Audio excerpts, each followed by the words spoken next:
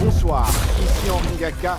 Ne ratez surtout pas nos prochaines émissions présentées à ICI Télévision depuis Montréal. Ça va causer. Et nous voilà de retour à notre magazine de télévision. Si vous venez nous joindre à nous, je vous dis encore une fois bonjour. Merci de suivre cette émission. Je vous le rappelle, qui met l'accent sur la diaspora africaine, ici même en Amérique du Nord. Donc, si vous nous suivez à partir des réseaux sociaux tels que Facebook ou même YouTube, je vous dis aussi merci de nous suivre. Nous parlons aujourd'hui d'une question très intéressante, comme vous le savez déjà depuis le début de cette émission. On parle ici donc de la crise raciale aux États-Unis ainsi que de ses effets un peu partout dans le monde. Nous avons avec nous à l'émission un grand monsieur, Frédéric Issaïa. Pour moi, Frédéric Issaïa, un nom qui sonne quand même quelque part politique, puisqu'on l'a vu il y a de cela quelques années, il s'était présenté comme candidat député d'un parti politique et il est né ici. En fait, on va parler justement avec ce grand monsieur qui est né ici, qui est mélangé entre le Québec et l'Afrique, qui va nous parler justement, donner son commentaire par rapport à cette question. Monsieur Issaïa, pour le public, il y a des gens qui vous connaissent. Vous êtes quand même connu, même si vous pensez qu'on ne parle pas de vous, mais vous êtes connu dans la communauté africaine. Vous avez osé, vous présenter comme candidat d'un parti politique à une époque où il y avait très peu de minorités visibles qui se présentaient. Aujourd'hui, en fait, on parle de cette question absolument incroyable où, aux États-Unis même, on a vu cette mortalité qui a provoqué en fait ce mouvement. Quel est votre commentaire là-dessus? Bien, je pense qu'il était temps qu'éclate le silence, que la voix de ceux qui n'en ont pas se fasse entendre. En ce moment, je crois qu'il y a quelque chose qui se passe, et vous l'avez dit vous-même tout à l'heure, sur une perspective mondiale pour dénoncer le racisme sous toutes ses formes, suite à un acte complètement ignoble qui s'est produit de la part d'un ex-policier qui va être sans doute condamné pour ses méfaits à l'endroit d'un citoyen qui avait été arrêté pour des broutilles, finalement. Je pense que c'est le symbole d'une oppression qui a assez duré, qui est en train de se produire. Mais c'est un symbole fort, mais en même temps, ça, c'est carrément quelque chose de trop, quelque chose d'énorme, d'ignoble, mais il y a des choses qui se produisent à tous les jours au niveau du racisme qui sont beaucoup plus subtiles, beaucoup plus ancrées, qui gangrènent par-dessous. Et ça, on les voit moins. Et ça, il faut travailler là-dessus aussi. J'insiste. Comme exemple, par exemple, le racisme systémique. On en a parlé du racisme systémique. On a l'exemple de quelqu'un qui reçoit un CV avec un nom, avec une consonance étrangère et qui l'ignore au profit d'un CV avec un nom de citoyen qui lui revient un peu plus facilement à l'oreille. Oh, alors ça, c'est un nom qui a une consonance que je connais, à laquelle je suis habitué. Alors, je pense que je vais aller de ce côté-là. Est-ce que c'est vrai? Est-ce que c'est vrai ou est-ce que ce sont quelques histoires que les gens racontent comme ça? Non, il y a des études qui ont été faites, il y a des expériences qui ont été faites par des sociologues. Dernièrement, j'ai même lu dans le journal, il y en a une qui est sortie dernièrement, mais ce n'est pas la première fois que ça se produit. Il y a un sociologue, Jean-Philippe Beauregard, qui a fait une expérience avec deux noms, Mamadou et Marc-André. Et ils avaient un profil similaire tous les deux. Et deux professionnels, bien aguerris, le début de la trentaine. Et il y a un phénomène qui s'est produit pour les mêmes emplois, le même genre d'emploi. Le téléphone de Mamadou sonnait 3 fois moins que celui de Marc-André. Alors, ça parle beaucoup. Et quand on parle de racisme systémique, ben c'est comme ça. Quand on voit aussi que la police de Québec, à la police de Québec, il n'y a aucun policier noir en 2020 dans la ville de Québec, la deuxième ville en importance dans notre belle province. Moi, ça me parle beaucoup. Vous avez parlé de mon ça, parcours politique tout à oui, l'heure. mais est-ce que ça se fait par le fait que les Noirs ne postulent pas? J'ai grandi à Québec, hein? J'ai grandi à Québec. Et pour moi, c'est incroyable que des gens qui me ressemblent ne portent pas d'uniforme pour des institutions comme la police. Ça me... Oui, mais il y en a qui disent que c'est parce que... Ça m'étonne et ça me déçoit beaucoup. Il y en a qui disent que parce qu'ils ne postulent pas, parce qu'ils ne posent pas leur candidature, parce que ça ne les intéresse peut-être pas. Il faut comprendre, je l'ai entendu, cette défaite, parce que pour moi, c'est une défaite. C'est simplement, on trouve un motif pour une cause qui est beaucoup plus complexe que ça. De dire qu'ils ne postulent pas, quand on est seul contre vents et marées, c'est peut-être difficile de postuler. Il faudrait faire autre chose que simplement faire du racolage auprès de la population. Il faudrait aller les voir, aller les rencontrer, ces populations-là, vivre avec eux, faire un peu comme une expérience que le policier, le directeur de la police de Longueuil, M. Daguerre, est en train de faire, l'immersion. Les policiers vont rencontrer les gens dans leur communauté sans leurs uniformes. Ils vont près de la population, ils vont les rencontrer, ils vont vivre avec eux pour créer des vrais liens. S'il y avait des expériences comme ça dans la ville de Québec, je suis à peu près sûr que les candidats qui ne se présentent pas et qui ne vont pas pointer pour donner leur candidature le feraient probablement éventuellement. Mais là, je pense qu'il y a des ponts à adresser qui n'ont pas été faits depuis trop longtemps entre la police de Québec et les citoyens des minorités. Il y a quelque chose là. Monsieur Issaïa, Monsieur Frédéric Issaïa, vous vous êtes présenté il y a de cela quelques années comme candidat d'un parti politique. Oui. J'aimerais connaître, comment dirais-je, cette expérience de... D'abord, sincèrement, moi, je vous trouve très, très courageux. Félicitations d'avoir osé. Parce que j'ai vu d'autres aussi africains qui ont essayé, il y a de cela quelques années, et c'était pas facile du tout. Mais moi, ici, ma question est la suivante.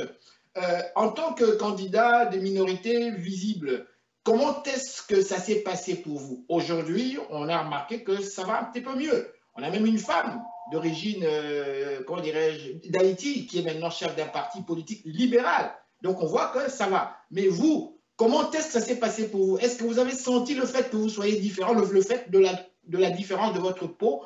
Est-ce qu'il y avait une certaine résistance lorsque vous faites du porte-à-porte, par exemple, lorsque vous allez rencontrer dans les gens? Je ne sais pas. Je vous dirais, bien honnêtement, je n'ai pas senti un racisme sensible par rapport au porte-à-porte. J'ai été bien reçu à la plupart des endroits où je vais. C'est pas ce genre de racisme-là que je déplore ici au Québec. Je pense que la population, en général, sont des gens ouverts. Les Québécois sont des gens qui ont une fibre patriotique assez forte, mais qu'en même temps, ils sont ouverts à ce que leur pays s'enrichisse des nouvelles cultures. Ils veulent simplement que les gens s'intéressent à l'histoire du Québec, s'intéressent à tout ce qui est tradition, à tout ce qui fait du Québec ce qu'il est aujourd'hui. Je pense que il est là le lien qu'on peut créer avec les Québécois. Les gens sentaient d'emblée que j'étais un Québécois, que j'étais bien enraciné ici, et ils me recevaient quand même avec le sourire. Je ne vous dis pas qu'il n'y en a aucun qui était raciste. Je l'ai senti à quelques reprises, mais c'est quand même anecdotique par rapport à toute la campagne que j'ai eue. Ce que j'aurais à déplorer, c'est autre chose. C'est quelque chose que d'autres candidats ont déjà mentionné, c'est que les candidats issus des minorités visibles n'ont pas ou rarement la chance d'avoir des comtés vraiment gagnants. C'est quelque chose qui est très peu répandu, un phénomène qu'on observe assez rarement au Québec. des comtés gagnants qui sont offerts aux membres des minorités visibles. Cet aspect-là, je peux le déplorer. Mon comté n'était pas impossible, mais il n'était pas gagné d'avance. Vous comprenez que j'étais contre Mme Marguerite Blais, la ministre des Aînés. Dans mon comté, il y avait plusieurs centres de personnes âgées. Les libéraux allaient à fond de train auprès de cette clientèle. Donc, c'est certain que j'ai mené une belle campagne. Je suis arrivé deuxième et je me suis bien battu, mais c'était un comté très difficile. Faisable, mais difficile. Mais la plupart des candidats issus des minorités visibles, on les met comme candidats qu'on appelle les candidats poteaux dans des comtés où c'est peu ou à peu près impossible. C'est à peu près impossible de pouvoir gagner parce que les chances sont très, très, très, très minces selon tous les sondages et les perspectives. Alors, M. Issaïa, je vais terminer cette interview. Comme vous le savez, le temps passe tellement vite à la télévision. Ah oui, on n'a pas parlé de plein de choses que j'aurais aimé m'entretenir avec vous. Allez-y, allez-y. Je vous donne encore quelques minutes. C'est l'occasion de parler. L'émission s'appelle Ça va causer. Allez-y. Mais en fait, le racisme, c'est quelque chose qui est enraciné en Amérique, aux États-Unis, depuis la nuit des temps. L'Amérique a été construite, les États-Unis particulièrement, ont été construits sur l'esclavage. Donc, ça prendra beaucoup de temps à ce peuple meurtri pour pouvoir se relever de toutes les blessures causées par cette espèce de clivage entre les différentes cultures. Encore aujourd'hui, les mariages mixtes aux États-Unis sont très mal vus. J'ai une expérience personnelle. Vous savez que je suis comédien aussi. Je suis enseignant, mais je suis également comédien. Et j'ai eu une publicité de Cheerios il y a presque une dizaine d'années. Dans cette publicité, j'étais en couple avec une femme blanche. Il y avait une publicité semblable qui avait été faite aux États-Unis et elle a été tellement décriée sur les réseaux sociaux par les gens qui se plaignaient de voir un couple mixte dans cette publicité que Cheerios l'ont enlevée et en douce, ma publicité ici qui n'avait subi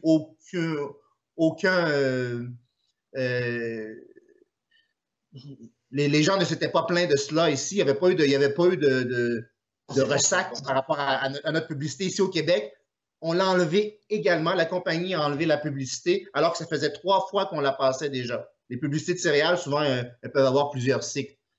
Donc, ça vous montre à quel point il y a un racisme qui est ancré aux États-Unis. Il y a beaucoup de choses à changer. Ce n'est pas seulement la violence qui est faite directement sur les citoyens dans la rue, c'est toute cette structure qui fait en sorte que les gens sont vraiment mis de côté. Au Québec, c'est vraiment dans une moindre mesure. Il y a encore des choses à améliorer. Vous avez lu un commentaire que j'ai fait sur les réseaux sociaux en fin de semaine à cet égard. Oui, il y a un système qui est encore défaillant. Il faut corriger des lacunes, mais au Québec, on a quand même une situation qui est encourageante si on met l'épaule à la roue et qu'on décide qu'il faut voir où les choses ne fonctionnent pas, à les corriger. Dites-moi, puisque vous parlez de correction, j'en profite d'une toute dernière question. Au fait, que pensez-vous des différentes politiques gouvernementales émises par rapport à cette question, que ce soit sur le plan fédéral, provincial et aussi municipal, où en fait la police est tout à fait ciblée? On en a parlé là aussi. J'ai lu quelque part, il y a un ancien commandant noir d'ailleurs, qui aurait parlé ici de carrément de discrimination. Je ne sais pas, quel serait votre commentaire par rapport à ça? Mais si on parle, par exemple, des politiques d'inclusion pour faire en sorte que les gens puissent obtenir des postes dans la fonction publique, par exemple, et tout ça, je trouve que il est de mise qu'on continue à travailler très fort dans cette direction-là.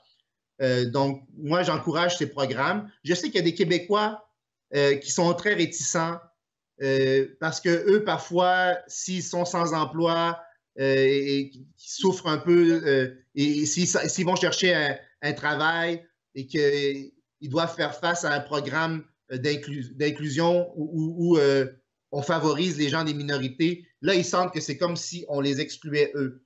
Moi, je leur dirais à ces gens-là, soyez empathiques. En général, vous avez des chances que ces gens-là n'ont pas.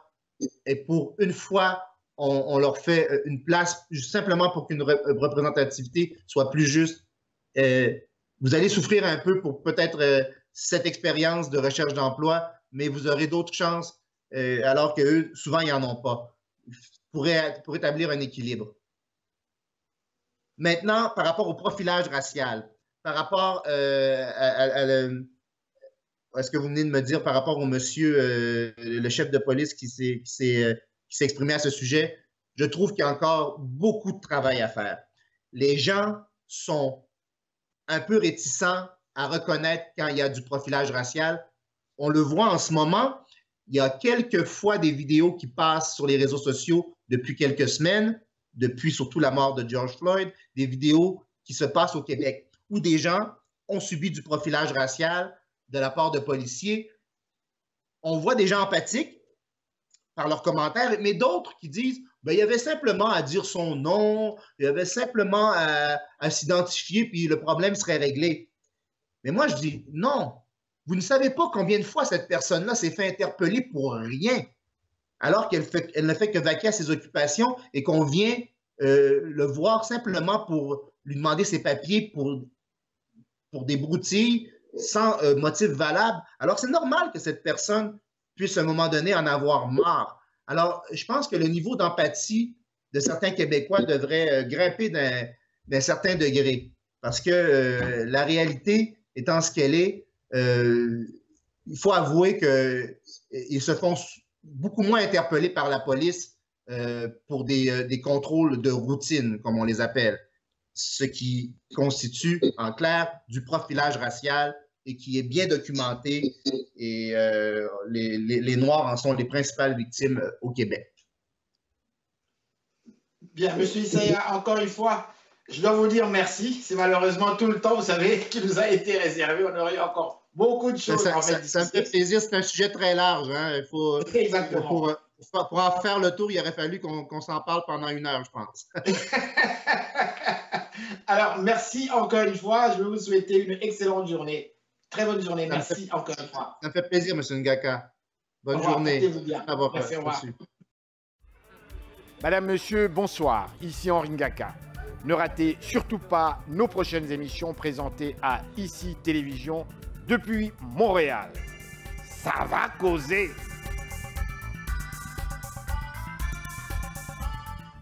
Et nous voilà de retour à notre magazine de télévision. Je vous rappelle le magazine Ça va causer. Nous mettons en exergue, en fait, nous parlons simplement des questions concernant la diaspora africaine ici même.